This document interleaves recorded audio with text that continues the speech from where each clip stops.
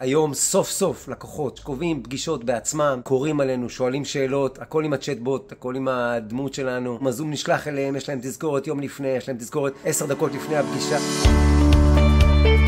אהלן, אני אבי ריינשטיין, מנהל מרכז אבי לאומנות ביטוי ויצירה. אני התחלתי לעבוד לפני כ3 חודשים עם רפאל, לעשות לנו את הצ'טבוט. עד אז ניסינו לעשות את זה לבד, היה מאוד קשה, כל נושא של האוטומציה די חדש לנו. אבל כבר בתחילת שיחת האפיון, קלטנו שיש לנו פה עבודה עם מקצוען, עם המון סבלנות, ממש לקח אותנו צעד. אני זוכר שהוא אומר, אבי, הכל בסדר, כאילו רק תגיד מה אתה רוצה, אפשר לעשות את זה. היום הצ'טבוט שלנו, קודם כל נכנסים אליו, ואז אפשר לשאול שם שאלות על כל העסק שלנו, שהוא עסק מאוד מורכב, עם המון תתי סעיפים.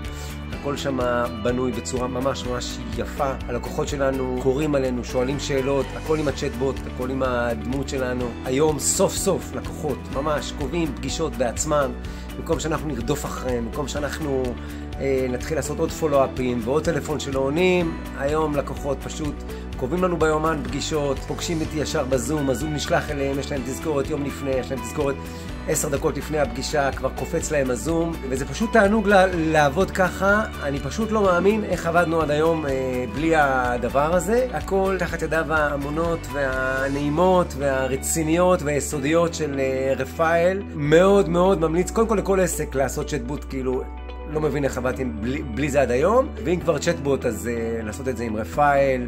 אני ממש ממליץ באהבה.